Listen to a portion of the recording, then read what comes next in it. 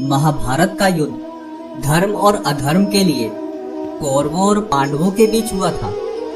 उस युद्ध में कौरवों के पास गुरु द्रोण, भीष्म पितामह, कर्ण, बर्बरीक, अश्वत्थामा जैसे एक से बढ़कर एक महारथी थे, जबकि पांडवों के पास सिर्फ धनुर्धर अर्जुन और भीम जैसे ही योद्धा थे। फिर भी महाभारत का युद्ध पांडवों ने जीता था। यह संभव हुआ था भगवान श्री कृष्ण की वजह से, क्योंकि उस युद्ध में पांडवों का साथ भगवान श्री कृष्ण दे रहे थे, और जब स्वयं नारायण ही किसी के साथ हो तो उसका पराजित होना असंभव है। कौरवों की सेना से लड़ रहे कर्ण और भीष्म पितामह जैसे योद्धा कुछ ही क्षणों में पांडवों का वध करके महाभारत का युद्ध समाप्त कर सकते थे, लेकिन श्री कृष्ण ने उन्हें ऐसा नहीं करने दिया और कौरवों की ओर से लड़ रहे सभी महारथियों को धर्म की विजय के लिए अर्जुन के हाथों मरवा दिया था। जब महाभारत का युद्ध समाप्त हुआ तब अर्जुन को अपनी धनुर्विद्या पर अभिमान हो गया था। तब श्री कृष्ण ने उन्हें एक सत्य से अवगत कराया और कर्ण के आगे भी हाथ जोड़े थे। आज की वीडियो में हम आपको बताने वाले हैं आखिर क्यों भगवान श्री कृष्ण ने कर्ण के आगे हाथ जोड़े थे। जब 17वें दिन महाभारत का युद्ध समाप्त हुआ तब युद्ध शिविर में श्री कृष्ण बैठे हुए थे। तभी वहां अर्जुन आए और युद्ध में अपने द्वारा दिखाए गए पराक्रम की बड़ाई करते हुए कहने लगे कि जो कर्ण कभी पांडवों के सामने अपना सिर नहीं झुकाता था, मैंने उसका वध कर दिया।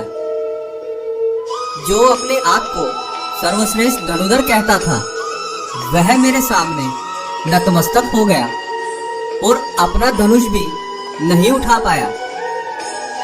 मेरे पराक्रम के आगे उसका पराक्रम कुछ भी नहीं था। अपने प्रिय अर्जुन के मुख से ऐसी बातें सुनकर श्री कृष्ण मन ही मन बहुत दुखी हुए, क्योंकि अर्जुन की बातों से अभिमान झलक रहा था। श्री कृष्ण ने अर्जुन से कहा कि युद्ध भूमि में तुमने भीष्म पितामह को बाणों की शैया पर लिटाया था, तो इसका मतलब यह हुआ कि तुम भीष्म पितामह से अधिक बलशाली और श्रेष्ठ हो। अर्जुन ने कहा, नहीं, मैं भीष्म पितामह से श्रेष्ठ कभी नहीं हो सकता, परंतु मैं कर्ण से श्रेष्ठ अवश्य हूँ।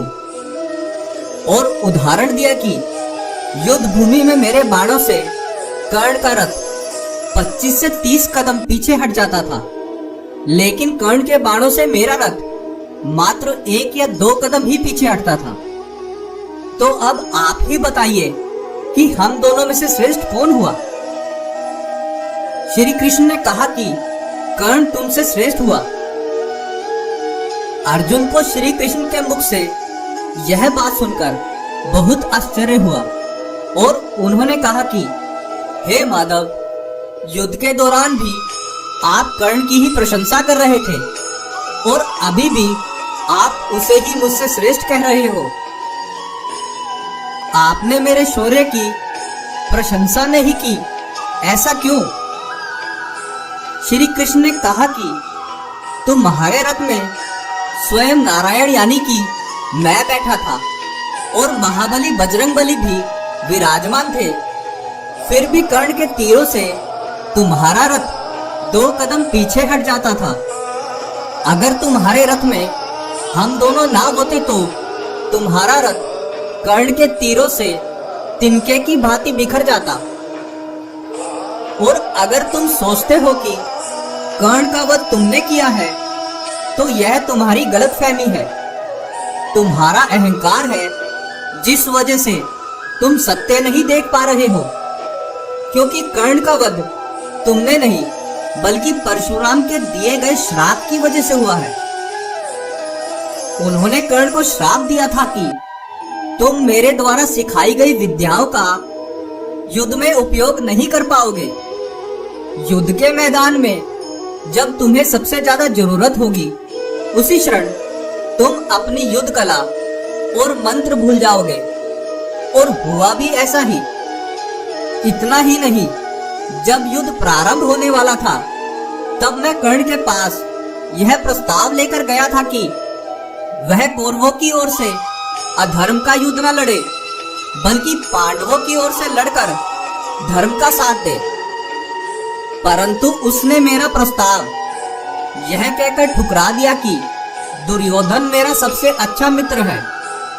उसने हर कदम पर मेरा साथ दिया है और मेरा धर्म यह है कि मैं अपने मित्र के बुरे समय में उसका साथ दूं।